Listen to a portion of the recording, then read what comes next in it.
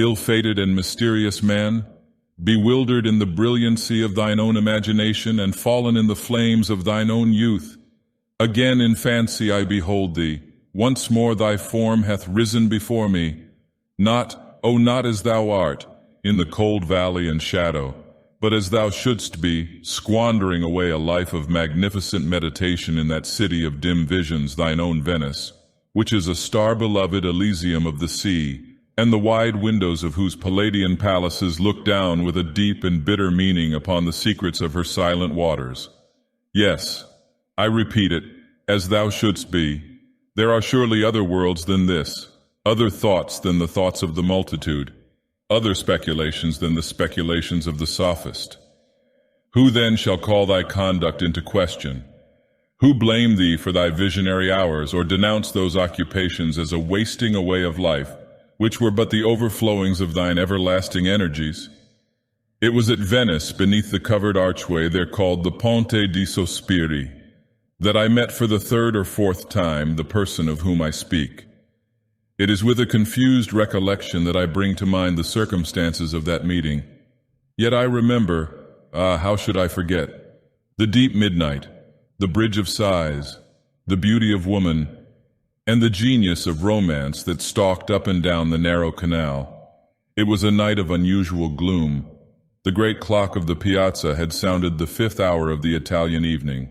The square of the Campanile lay silent and deserted, and the lights in the old ducal palace were dying fast away.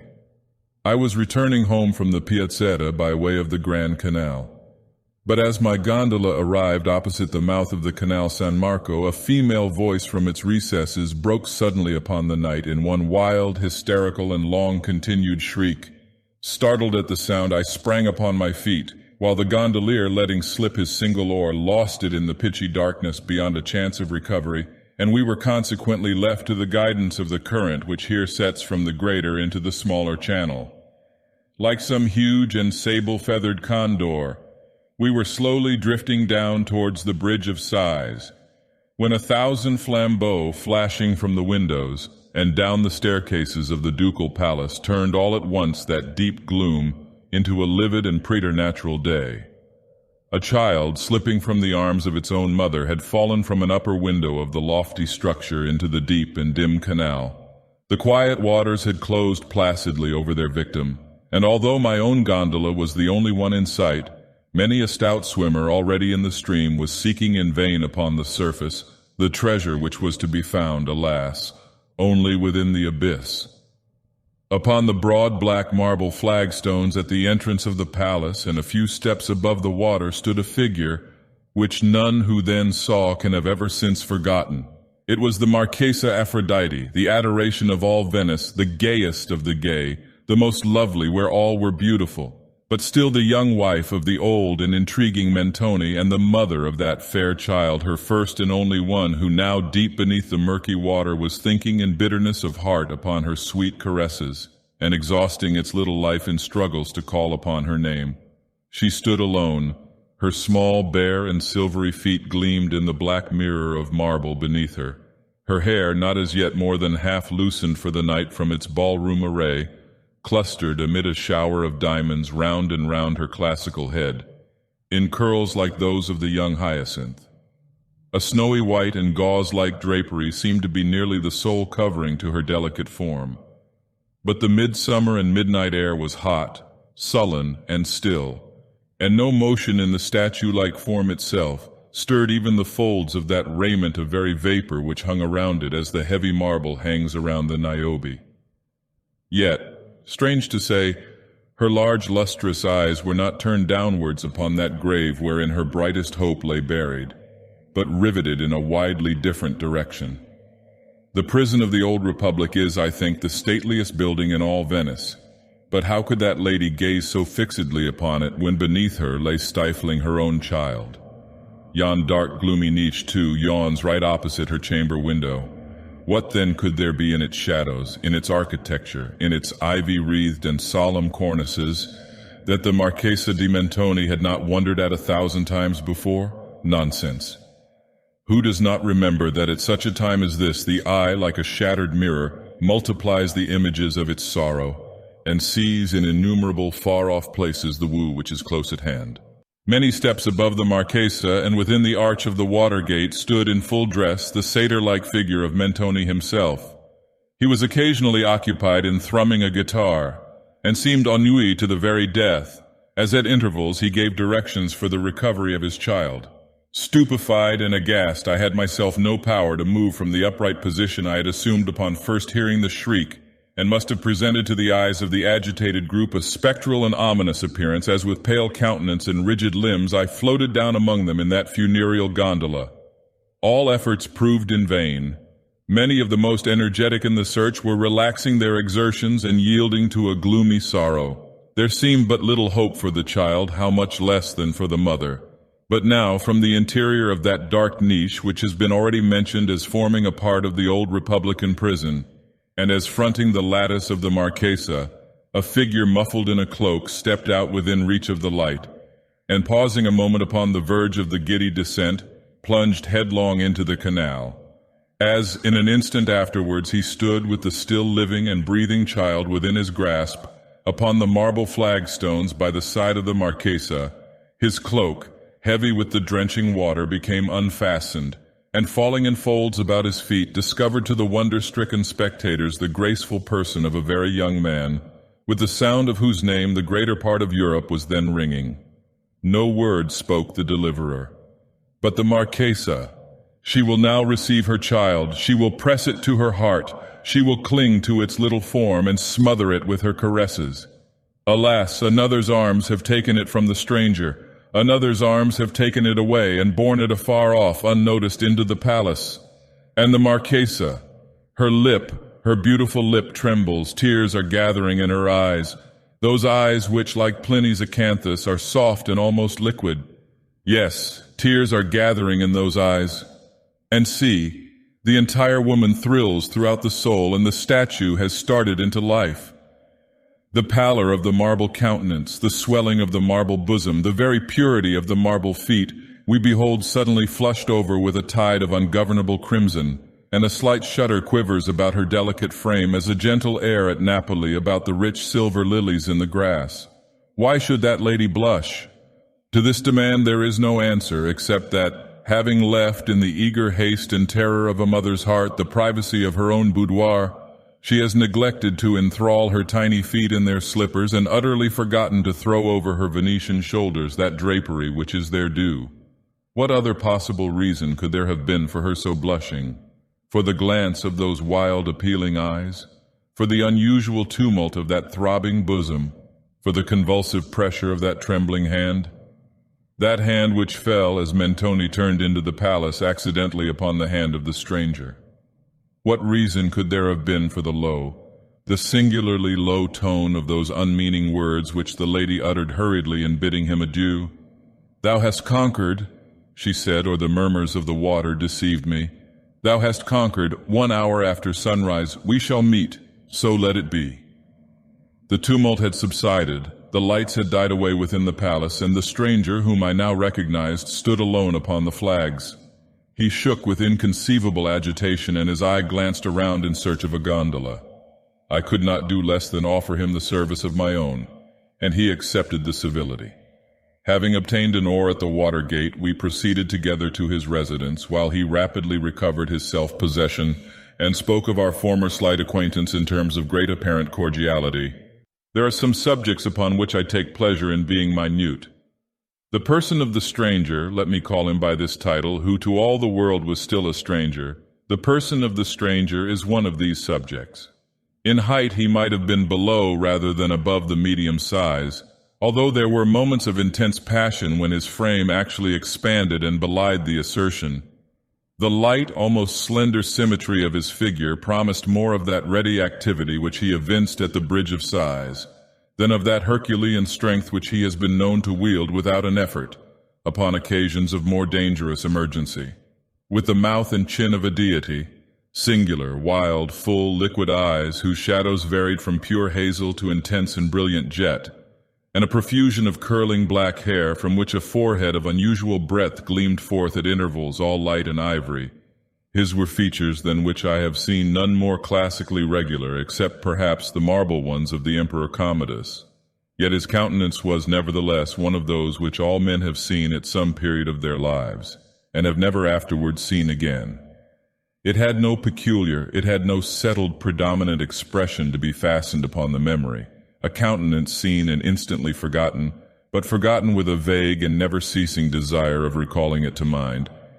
Not that the spirit of each rapid passion failed at any time to throw its own distinct image upon the mirror of that face, but that the mirror, mirror-like, retained no vestige of the passion when the passion had departed.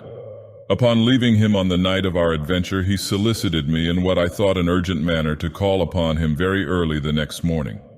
Shortly after sunrise, I found myself accordingly at his Palazzo, one of those huge structures of gloomy yet fantastic pomp, which tower above the waters of the Grand Canal in the vicinity of the Rialto. I was shown up a broad, winding staircase of mosaics into an apartment whose unparalleled splendor burst through the opening door with an actual glare, making me blind and dizzy with luxuriousness. I knew my acquaintance to be wealthy. Report had spoken of his possessions in terms which I had even ventured to call terms of ridiculous exaggeration. But as I gazed about me, I could not bring myself to believe that the wealth of any subject in Europe could have supplied the princely magnificence which burned and blazed around. Although, as I say, the sun had arisen, yet the room was still brilliantly lighted up. I judged from this circumstance, as well as from an air of exhaustion in the countenance of my friend, that he had not retired to bed during the whole of the preceding night. In the architecture and embellishments of the chamber, the evident design had been to dazzle and astound. Little attention had been paid to the decora of what is technically called keeping, or to the proprieties of nationality. The eye wandered from object to object and rested upon none. Neither the grotesques of the Greek painters, nor the sculptures of the best Italian days, nor the huge carvings of untutored Egypt. Rich draperies in every part of the room trembled to the vibration of low, melancholy music, whose origin was not to be discovered. The senses were oppressed by mingled and conflicting perfumes, reeking up from strange convolute censers together with multitudinous flaring and flickering tongues of emerald and violet fire. The rays of the newly risen sun poured in upon the whole through windows formed each of a single pane of crimson-tinted glass, glancing to and fro in 1,000 reflections from curtains which rolled from their cornices like cataracts of molten silver. The beams of natural glory mingled at length fitfully with the artificial light, and lay weltering in subdued masses upon a carpet of rich, liquid-looking cloth of chilly gold. "Ha, ha, ha, ha, ha, ha," laughed the proprietor, motioning me to a seat as I entered the room and throwing himself back at full length upon an ottoman. "I see," said he, perceiving that I could not immediately reconcile myself to the bienséance of so singular a welcome. "I see you are astonished at my apartment, at my statues, my pictures, my originality of conception in architecture and upholstery. Absolutely drunk, with my magnificence. But pardon me, my dear sir," here his tone of voice dropped to the very spirit of cordiality. "Pardon me for my uncharitable laughter. You appeared so utterly astonished. Besides, some things are so completely ludicrous that a man must laugh or die. To die laughing must be the most glorious of all glorious deaths. Sir Thomas More, a very fine man was Sir Thomas More. Sir Thomas More died laughing, you remember. Also in the absurdities of Ravisius Textor there is a long list of characters who came to the same magnificent end. Do you know, however," continued he musingly, "that at Sparta, which is now Paleochore, at Sparta, I say, to the west of the citadel, among a chaos of scarcely visible ruins, is a kind of socle upon which are still legible the letters Lazim. They are undoubtedly part of Galasma. Now at Sparta were 1,000 temples and shrines to 1,000 different divinities. How exceedingly strange that the altar of laughter should have survived all the others. But in the present instance," he resumed with a singular alteration of voice and manner, "I have no right to be merry at your expense. You might well have been amazed. Europe cannot produce anything so fine as this, my little regal cabinet. My other apartments are by no means of the same order, mere ultras of fashionable insipidity. This is better than fashion, is it not? Yet this has but to be seen to become the rage, that is, with those who could afford it at the cost of their entire patrimony. I have guarded, however, against any such profanation. With one exception, you are the only human being besides myself and my valet who has been admitted within the mysteries of these imperial precincts, since they have been bedizened as you see." I bowed in acknowledgement, for the overpowering sense of splendor and perfume and music, together with the unexpected eccentricity of his address and manner, prevented me from expressing in words my appreciation of what I might have construed into a compliment. "Here," he resumed, arising and leaning on my arm as he sauntered around the apartment, "here are paintings from the Greeks to Cimabue, and from Cimabue to the present hour. Many are chosen, as you see, with little deference to the opinions of virtue. They are all, however, fitting tapestry for a chamber such as this. Here, too, are some chefs d'oeuvres of the unknown great, and here unfinished designs by men celebrated in their day, whose very names the perspicacity of the academies has left to silence and to me. What think you," said he, turning abruptly as he spoke, "what think you of this Madonna della Pieta?" "It is Guido's own," I said with all the enthusiasm of my nature, for I had been poring intently over its surpassing loveliness. "It is Guido's own. How could you have obtained it? She is undoubtedly in painting what the Venus is in sculpture." "Ha," said he thoughtfully, "the Venus, the beautiful Venus. The Venus of the Medici. She of the diminutive head and the gilded hair, part of the left arm," here his voice dropped so as to be heard with difficulty, "and all the right are restorations, and in the coquetry of that right arm lies, I think, the quintessence of all affectation. Give me the Canova. The Apollo, too, is a copy, there can be no doubt of it. Blind fool that I am, who cannot behold the boasted inspiration of the Apollo. I cannot help, pity me, I cannot help preferring the Antinous. Was it not Socrates who said that the statuary found his statue in the block of marble? Then Michelangelo was by no means original in his couplet. Non ha l'ottimo artista alcun concetto che un marmo solo in se non circonscriva. It has been or should be remarked that in the manner of the true gentleman we are always aware of a difference from the bearing of the vulgar, without being at once precisely able to determine in what such difference consists. Allowing the remark to have applied in its full force to the outward demeanor of my acquaintance, I felt it on that eventful morning still more fully applicable to his moral temperament and character.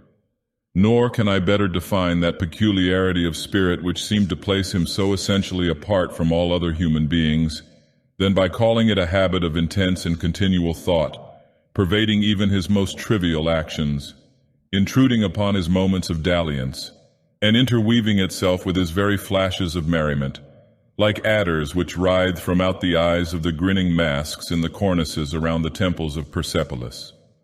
I could not help, however, repeatedly observing through the mingled tone of levity and solemnity with which he rapidly descanted upon matters of little importance, a certain air of trepidation, a degree of nervous unction in action and in speech, an unquiet excitability of manner which appeared to me at all times unaccountable, and upon some occasions even filled me with alarm.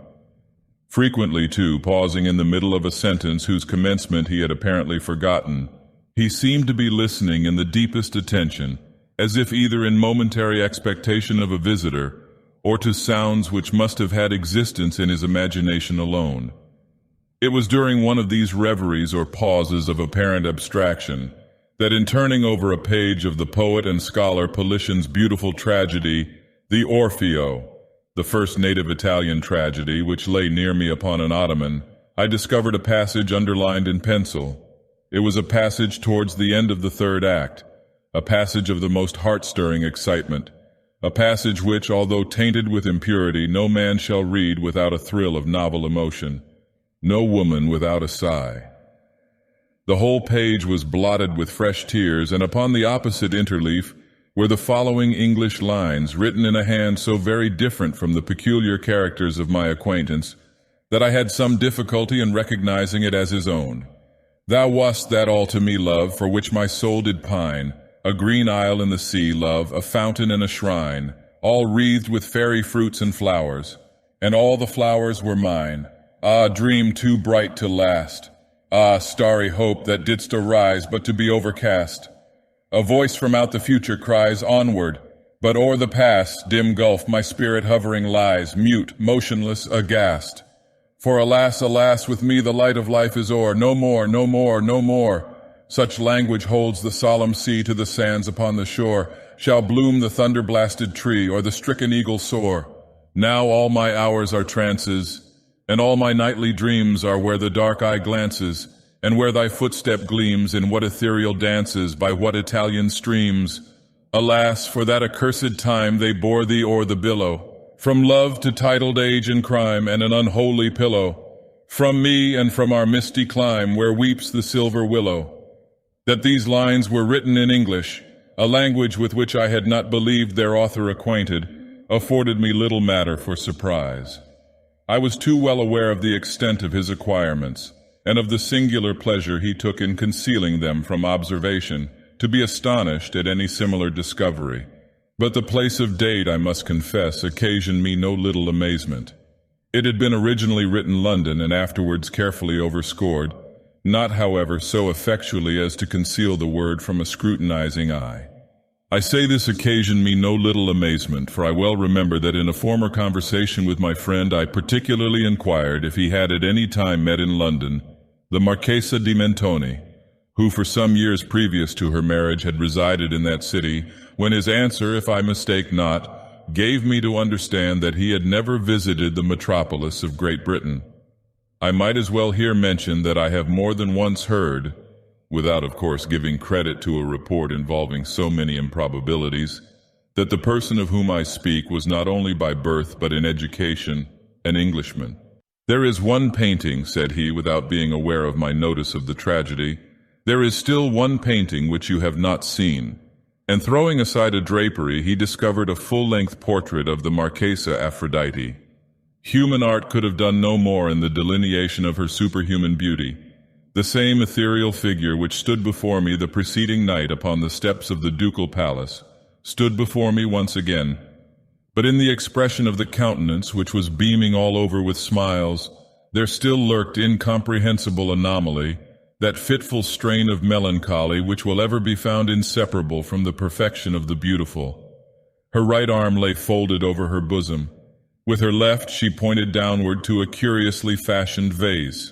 One small, fairy foot alone visible barely touched the earth, and scarcely discernible in the brilliant atmosphere which seemed to encircle and enshrine her loveliness floated a pair of the most delicately imagined wings. My glance fell from the painting to the figure of my friend, and the vigorous words of Chapman's Bussy d'Amboise quivered instinctively upon my lips. "He is up there like a Roman statue. He will stand till death hath made him marble." "Come," he said at length, turning towards a table of richly enameled and massive silver, upon which were a few goblets fantastically stained, together with two large Etruscan vases, fashioned in the same extraordinary model as that in the foreground of the portrait, and filled with what I suppose to be Johannisberger. "Come," he said abruptly, "let us drink. It is early, but let us drink. It is indeed early," he continued musingly, as a cherub with a heavy golden hammer made the apartment ring with the first hour after sunrise. "It is indeed early, but what matters it? Let us drink. Let us pour out an offering to yon solemn sun which these gaudy lamps and censers are so eager to subdue." And having made me pledge him in a bumper, he swallowed in rapid succession several goblets of the wine. "To dream," he continued, resuming the tone of his desultory conversation as he held up to the rich light of a censer one of the magnificent vases, "to dream has been the business of my life. I have therefore framed for myself, as you see, a bower of dreams. In the heart of Venice could I have erected a better. You behold around you, it is true, a medley of architectural embellishments. The chastity of Ionia is offended by antediluvian devices, and the sphinxes of Egypt are outstretched upon carpets of gold. Yet the effect is incongruous to the timid alone. Proprieties of place, and especially of time, are the bugbears which terrify mankind from the contemplation of the magnificent. Once I was myself a decorist, but that sublimation of folly has palled upon my soul. All this is now the fitter for my purpose. Like these arabesque censers, my spirit is writhing in fire, and the delirium of this scene is fashioning me for the wilder visions of that land of real dreams whither I am now rapidly departing." He here paused abruptly, bent his head to his bosom, and seemed to listen to a sound which I could not hear. At length, erecting his frame, he looked upwards and ejaculated the lines of the Bishop of Chichester. "Stay for me there, I will not fail to meet thee in that hollow vale." In the next instant, confessing the power of the wine, he threw himself at full length upon an ottoman. A quick step was now heard upon the staircase, and a loud knock at the door rapidly succeeded. I was hastening to anticipate a second disturbance when a page of Mentoni's household burst into the room and faltered out in a voice choking with emotion the incoherent words, my mistress, poisoned, poisoned, oh beautiful Aphrodite." Bewildered, I flew to the ottoman and endeavored to arouse the sleeper to a sense of the startling intelligence. But his limbs were rigid, his lips were livid, his lately beaming eyes were riveted in death. I staggered back towards the table. My hand fell upon a cracked and blackened goblet, and a consciousness of the entire and terrible truth flashed suddenly over my soul.